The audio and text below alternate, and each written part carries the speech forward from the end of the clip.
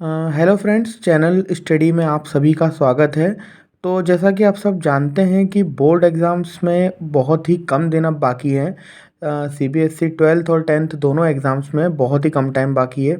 ऐसे में कम टाइम में होता ये है कि आप लोग को मैनेजमेंट करने में बहुत ही प्रॉब्लम जाती है कि हम लोग किस तरीके से अपना टाइम को मैनेज करें और किस तरीके से पढ़ाई की स्ट्रेटजी हम कुछ बनाएं। तो आप सभी के लिए एक छोटी सी यहाँ पर कोशिश करी गई है। पहले हफ्ते के लिए आपको पता है कि आपके एग्ज़ाम अब जो है वो 3 हफ्ते बाद है। जो 10th वाले हैं उनकी 3 हफ्ते बाद है, जो 12th वाले हैं उनकी तो ऑलमोस्ट सिर्फ 2 हफ्ते ही शायद बचे हैं अब।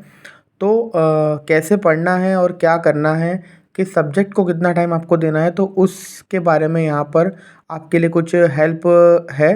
तो आप सब देख सकते हैं कि 2023 बोर्ड एग्ज़ाम्स के लिए आपको मेन सब्जेक्ट्स पे आप लोग ज़्यादा फोकस करते हैं।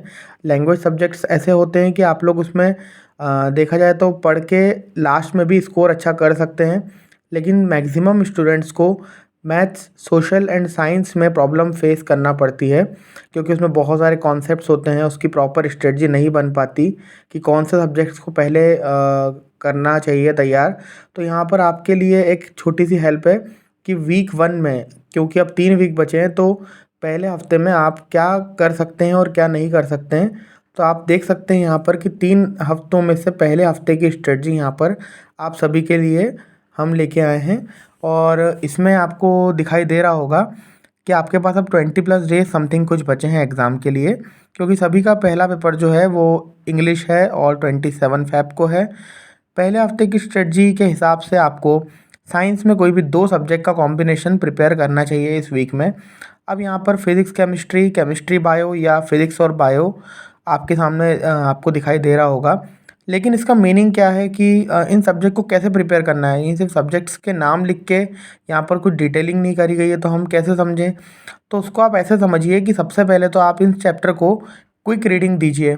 जैसे आप अगर फिज़िक्स और केमिस्ट्री का कॉम्बिनेशन लेते हैं और अगर आप फिज़िक्स में से रिफ्लेक्शन रिफ्रैक्शन के बारे में पढ़ते हैं, तो आप उसमें से उनके बेसिक्स जानिए कि रिफ्लेक्शन में आपने क्या क्या सीखा था पूरे साल भर।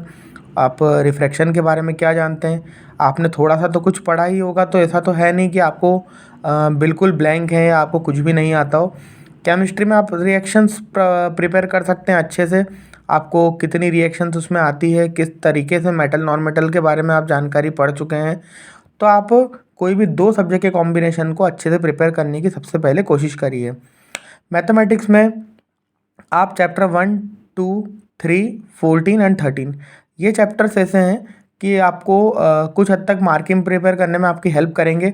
आप देख सकते हैं कि जो 1 और 2 है वो आपके इजी चैप्टर्स की कैटेगरी में है। 3 जो है उसमें इक्वेशंस इन्वॉल्व हैं, तो थोड़ा सा आपके लिए वो मॉडरेट चैप्टर है। और 13, 14 जो है उसमें आपको कैलकुलेशन भी अच्छा होना चाहिए और कंसेप्ट भी अच्छा होना चाहिए। तो आपके ये 5 चैप्टर्स जो हैं ये ऑलमोस्ट आपके 30 मार्क्स तक का आपको प्रिपेयर करवा के दे सकते हैं। सोशल में आप अगर सबसे पहले प्रिपेयर करना चाहें तो आप ज्योग्राफी ले सकते हैं। ज्योग्राफी में आपके माइंड में आएगा कि अब हम क्या पढ़ें, तो ज्योग्राफी में आप वो चैप्टर्स पढ़िए जैसे आपका मिनरल्स है, लाइफलाइंस ऑफ नेशनल इकोनॉमी है, आपका रिसोर्स डेवलपमेंट के बारे में है, क्योंकि ये चैप्टर्स में आपको लर्निंग या ज़्यादा कुछ याद रखने की ज़रूरत नहीं है। तो फ्रेंड्स, इस प्रकार से आपके 1 वीक की जो स्ट्रेटजी है ये तैयार है। आप अगर इसको जल्दी से जल्दी अचीव करते हैं तो आपके पास एक और अच्छा मौका है कि आप लैंग्वेज सब्जेक्ट्स पे भी फोकस कर सकते हैं। आप इंग्लिश में जैसे अगर कुछ पढ़ना चाहें तो इन तीनों सब्जेक्ट्स को प्रिपेयर करने के बाद आप अपना टारगेट एक फिक्स करिए कि आपको कितने दिनों में इस टॉपिक को जो है एंड करना है। हर टॉपिक को कितने कितने दिन आपको देना है, कितने आवर देना है।